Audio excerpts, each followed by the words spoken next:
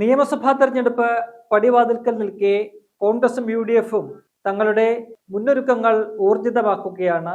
UDF-ന് നേതൃത്വം കൊടുക്കുന്ന പാർട്ടി എന്നുള്ള നിലയ്ക്ക് കോൺഗ്രസ് ഒരു പടി മുന്നിൽ തന്നെയാണ് എല്ലാ കാര്യങ്ങൾക്കും എന്നാണ് നമുക്ക് മനസ്സിലാക്കാൻ സാധിക്കുന്നത്. 2 മാസം മുൻപ് നടന്ന തദ്ദേശ തെരഞ്ഞെടുപ്പിൽ കാട്ടിയ ഒരു മുന്നൊരുക്കങ്ങൾ അത് വിജയത്തിലെത്തിയതിന്റെ ഒരു അനുഭവം കോൺഗ്രസിന് മുന്നിലുണ്ട്. അതുകൊണ്ട് തന്നെ സമാനമായ രീതിയിൽ നിയമസഭാ തെരഞ്ഞെടുപ്പിനെ നേരിടാനാണ് കോൺഗ്രസ് നേതൃത്വം, ഹൈക്കമാൻഡ് ഒക്കെ തന്നെ ലക്ഷ്യം വയ്ക്കുന്നത്. എന്തായാലും ഇപ്പോൾ പുറത്തുവരുന്ന വാർത്തകൾ അനുസരിച്ച് കോൺഗ്രസ് തങ്ങളുടെ ആദ്യഘട്ട സ്ഥാനാർത്ഥി പട്ടിക എത്രയും പെട്ടെന്ന് പുറത്തിറക്കാനുള്ള നടപടികളുമായിട്ട് മുന്നോട്ട് പോവുകയാണ്. സ്ഥാനാർത്ഥി നിർണയ ചർച്ചകൾക്കായിട്ട് കോൺഗ്രസിന്റെ നേതാക്കൾ ഇന്ന് ഔദ്യോഗികമായിട്ടൊരു യോഗം കൊച്ചിയിൽ ചേർന്നു.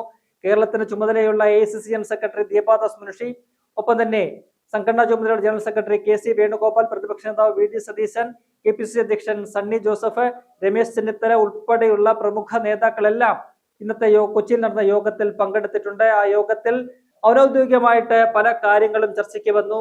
നിലവിലെ MLA-മാരുടെ വീണ്ടും മത്സരിപ്പിക്കുന്ന കാര്യത്തിൽ, ഒപ്പം തന്നെ സംവരണ മണ്ഡലങ്ങളിലെ സ്ഥാനാർത്ഥികളുടെ കാര്യത്തിലൊക്കെ തന്നെ ഒരു ഏകദേശ ധാരണ ആയിട്ടുണ്ട് എന്നാണ് നമുക്ക് മനസ്സിലാക്കാൻ കഴിയുന്നത്. ഈ ഒരു ചർച്ചയുടെ അടിസ്ഥാനത്തിൽ ഒരു ലിസ്റ്റ് ഹൈക്കമാൻഡിന് ഉടൻ തന്നെ കൈമാറും. അങ്ങനെയെങ്കിൽ സിറ്റിംഗ് MLA-മാരുടെ ഉൾപ്പെടെയുള്ള ഒരു ആദ്യഘട്ട സ്ഥാനാർത്ഥി പട്ടിക ഉടൻ തന്നെ ഹൈക്കമാൻഡ് രൂപം നൽകും. ആ സ്ഥാനാർത്ഥി പ്രഖ്യാപനം എത്രയും പെട്ടെന്ന് തന്നെ ഉണ്ടാകുമെന്നാണ് നമുക്ക് മനസ്സിലാക്കാൻ കഴിയുന്നത്. പ്രതിപക്ഷ നേതാവ് VD സതീശൻ നയിക്കുന്ന പുതുയുഗയാത്ര മാർച്ച് 6-ന് തിരുവനന്തപുരത്ത് പുത്തരിക്കണ്ടം മൈതാനിയിൽ സമാപിക്കുന്നതിന് മുന്നോടിയായിട്ട് 1ാം ഘട്ട സ്ഥാനാർത്ഥി പ്രഖ്യാപനം നടത്താനാണ് കോൺഗ്രസ് ലക്ഷ്യമിടുന്നത്. അങ്ങനെ ഈ തെരഞ്ഞെടുപ്പിന്റെ പ്രചരണ രംഗത്തേക്ക് അതിവേഗം ഇറങ്ങിച്ചെല്ലാനാണ് കോൺഗ്രസ് ലക്ഷ്യമിടുന്നത്. നമുക്കറിയാം, നിലവിൽ കോൺഗ്രസിന് 23 സിറ്റിംഗ് MLA-മാരാണുള്ളത്. അതിൽ 2 മണ്ഡലങ്ങളിൽ പുതിയ സ്ഥാനാർത്ഥികളെ കണ്ടെത്തേണ്ടതുണ്ട്. ബാക്കി 21 MLA-മാർക്കും അവർക്ക് അതാത് സിറ്റിംഗ് മണ്ഡലങ്ങളിൽ തന്നെ വീണ്ടും ജനവിധി തേടാനുള്ള ഒരു അവസരമാണ് ഒരുങ്ങിയിരിക്കുന്നത്. 21 MLA-മാർക്കും വീണ്ടും മത്സരിക്കാൻ പറ്റുന്ന ഒരു നിലയാണ് നിലവിലുള്ളത്. അത്തരമൊരു തീരുമാനത്തിലേക്കാണ് KPCC നേതൃത്വം എത്തിയിരിക്കുന്നത്.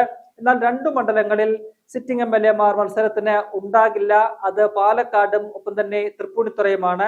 പാലക്കാട് സിറ്റിംഗ് MLA രാഹുൽ മാങ്കൂട്ടത്തിൽ, അദ്ദേഹത്തെ ലൈംഗികാരോപണ വിവാദങ്ങളുടെ പശ്ചാത്തലത്തിൽ കോൺഗ്രസിൽ നിന്നും പുറത്താക്കിയിരിക്കുകയാണ്.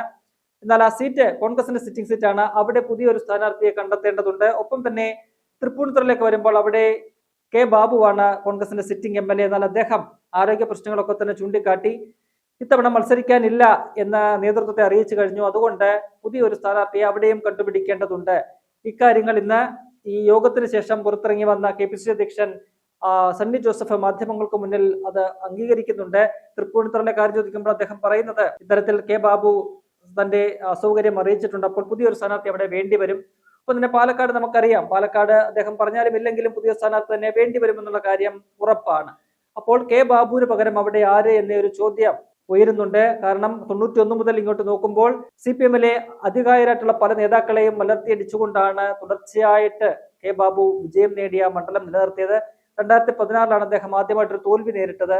അന്ന് M. സ്വരാജ് തോൽപ്പിച്ചു. എന്നാൽ 2021-ൽ M. സ്വരാജിനെ തന്നെ തോൽപ്പിച്ചുകൊണ്ട് വീണ്ടും ആ മണ്ഡലം കോൺഗ്രസിന് വേണ്ടിയിട്ട് തിരികെ പിടിക്കാൻ K. ബാബുവിന് കഴിഞ്ഞു. എന്നാൽ അദ്ദേഹത്തെ അനാരോഗ്യം വലിയ രീതിയിൽ അലട്ടുന്നുണ്ട്. അതുകൊണ്ട് ഇത്തവണ അദ്ദേഹം മത്സരത്തിനില്ല എന്നാണ് അറിയിച്ചിരിക്കുന്നത്.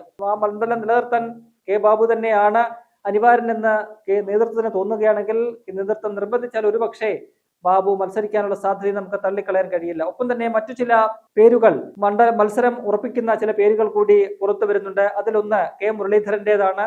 K. മുരളീധരന്റെ മത്സരത്തെക്കുറിച്ച് ചോദിക്കുമ്പോൾ KPCC അധ്യക്ഷൻ ആ ഒരു സാധ്യത തള്ളിക്കളയുന്നില്ല. അദ്ദേഹം മത്സരിക്കാനുള്ള സാധ്യത ഉണ്ട് എന്നാണ് സണ്ണി ജോസഫ് പറയുന്നത്. അങ്ങനെയെങ്കിൽ തന്റെ മുൻ മണ്ഡലമായ വട്ടിയൂർക്കാവിൽ തന്നെയാകും K. മുരളീധരൻ രംഗത്തിറങ്ങുക. അത് തിരുവനന്തപുരം ജില്ലയിൽ ഒന്നാകെ UDF-നും കോൺഗ്രസിനും വലിയൊരു ഉന്മേഷം നൽകുമെന്ന കാര്യത്തിൽ സംശയമില്ല. കാരണം വട്ടിയൂർക്കാവ് BJP പ്രതീക്ഷ കൈവയ്ക്കുന്ന ഒരു മണ്ഡലമാണ്. നിലവിലെ LDF-ന്റെ സിറ്റിംഗ് സീറ്റാണ്. ഒപ്പം തന്നെ തിരുവനന്തപുരത്തെ മറ്റൊരു മണ്ഡലമായ നേമത്തും UDF മികച്ചൊരു പ്രകടനം നടത്താനാണ് ഉദ്ദേശിക്കുന്നത്. അവിടെയും BJP-ക്ക് വലിയ രീതിയിൽ സ്വാധീനം ഉള്ള മണ്ഡലമാണ്. അവർ വിജയപ്രതീക്ഷ പ്രകടിപ്പിക്കുന്ന തിരുവനന്തപുരം ജില്ലയിലെ 2 മണ്ഡലങ്ങളാണ് വട്ടിയൂർക്കാവും നേമവും. അപ്പോൾ കഴിഞ്ഞ തവണ 2021-ലെ തെരഞ്ഞെടുപ്പിൽ K. മുരളീധരന്റെ സാന്നിധ്യമാണ് അവിടെ BJP-യുടെ അക്കൗണ്ട് പൂട്ടിക്കുന്നതിന് കാരണമായത്. അതുകൊണ്ട് തന്നെ അത്തരത്തിൽ സംഘപരിവാറിനെതിരെ ശക്തമായ പോരാട്ടം നടത്തുന്ന K. മുരളീധരന്റെ തിരുവനന്തപുരത്തെ ഒരു മണ്ഡലത്തിലെ സാന്നിധ്യം അത് ആ ജില്ലയിൽ ഒന്നാകെ UDF-നും കോൺഗ്രസിനും വലിയ സ്വാധീനം നൽകും, അല്ലെങ്കിൽ വലിയൊരു ഉണർവ് നൽകും എന്നാണ് പാർട്ടി നേതൃത്വം വിലയിരുത്തുന്നത്. അവിടെ മത്സരിക്കാൻ താൻ സന്നദ്ധനാണ്, വട്ടിയൂർക്കാവിൽ വീണ്ടും ഒരു പോരാട്ടത്തിനിറങ്ങാൻ താൻ സന്നദ്ധനാണെന്ന് മുരളീധരൻ നേതൃത്വത്തെ അറിയിച്ചിട്ടുമുണ്ട്. ഒപ്പം തന്നെ KPCC അധ്യക്ഷൻ തന്റെ സ്ഥാനാർത്ഥിയെക്കുറിച്ച് ചോദിക്കുമ്പോൾ താൻ മത്സരിക്കണമെന്ന് ജനങ്ങൾ ആഗ്രഹിക്കുന്നുണ്ട്, പക്ഷെ തീരുമാനമെടുക്കേണ്ടത് പാർട്ടി ഹൈക്കമാൻഡാണെന്ന് പറയുന്നു. നിലവിൽ കണ്ണൂരിലെ പേരാവൂരാണ് സണ്ണി ജോസഫിന്റെ സിറ്റിംഗ് സീറ്റ്. അവിടെ അദ്ദേഹം തന്നെ ഇത്തവണയും ജനവിധി തേടാനാണ് സാധ്യത. അദ്ദേഹത്തെ മാറ്റി നിർത്തേണ്ട യാതൊരു സാഹചര്യവും നിലവിലില്ല. അങ്ങനെയെങ്കിൽ അദ്ദേഹം വീണ്ടും മത്സരിച്ചാൽ ഒരു പക്ഷേ KPCC അധ്യക്ഷ സ്ഥാനത്തേക്ക് പുതിയ ഒരു ആളെ കൊണ്ടുവരേണ്ടതുണ്ട്. ആ കാര്യത്തിലും ചർച്ചകൾ നടക്കും.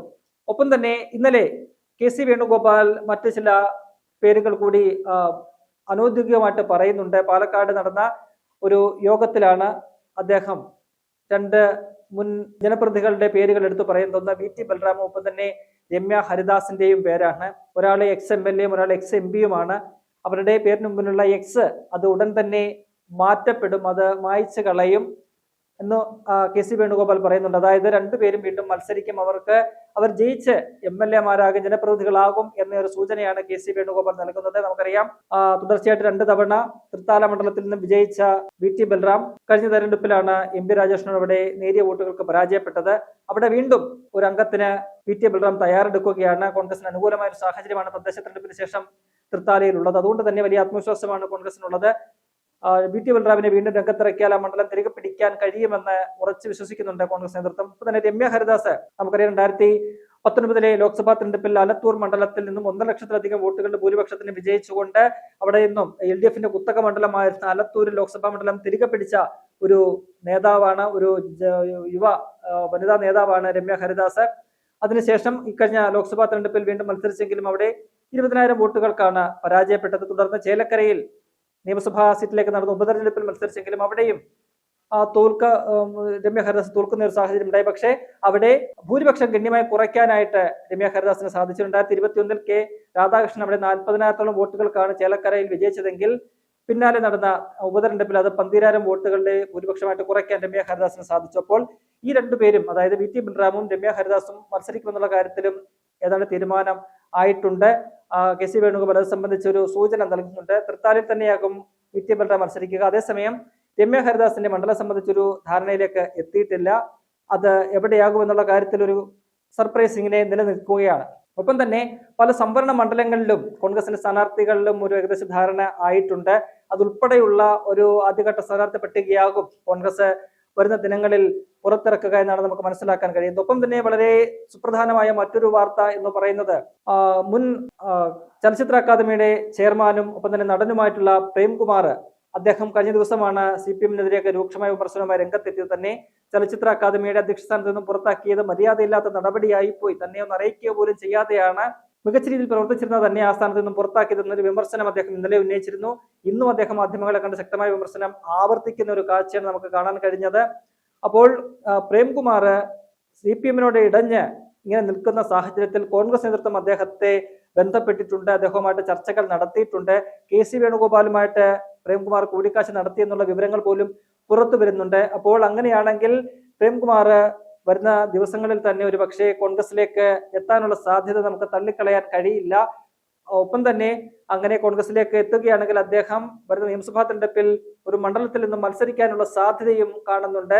അരുവിക്കര ഒപ്പം തന്നെ നെയ്യാറ്റിൻകര പോലെയുള്ള മണ്ഡലങ്ങളാണ് അദ്ദേഹത്തിന്റെ പേര് പറഞ്ഞു കേൾക്കുന്ന മണ്ഡലങ്ങൾ. അപ്പോൾ അത്തരത്തിൽ വളരെ സർപ്രൈസിംഗ് ആയിട്ടുള്ള സ്ഥാനാർത്ഥികളെ ഇറക്കിക്കൊണ്ട് വരുന്ന നിയമസഭാ തെരഞ്ഞെടുപ്പിൽ ശക്തമായ ഒരു പോരാട്ടം കാഴ്ചവെക്കാനാണ് കോൺഗ്രസ് ലക്ഷ്യമിടുന്നത്. അത് വിജയിക്കുമെന്ന് തന്നെയാണ് അവരുടെ പ്രതീക്ഷ. എന്തായാലും ഈ മാർച്ച് 6 പ്രതിപക്ഷ നേതാവിന്റെ പുതിയുഗ യാത്ര തിരുവനന്തപുരത്ത് പുത്തരിക്കണ്ട മൈതാനത്ത് സമാപിക്കുന്നതിന് മുന്നോടിയായിട്ട് തന്നെ ആദ്യഘട്ട സ്ഥാനാർത്ഥി പട്ടിക പ്രഖ്യാപിച്ചുകൊണ്ട് തെരഞ്ഞെടുപ്പ് കളത്തിലേക്ക് ഒരു മുഴം മുന്നേ ഇറങ്ങുക, പ്രചരണ രംഗത്ത് ഒരു മുഴം മുന്നേ ഇറങ്ങുക എന്നൊരു ലക്ഷ്യമാണ് കോൺഗ്രസ് നേതൃത്വം ലക്ഷ്യമിടുന്നത്.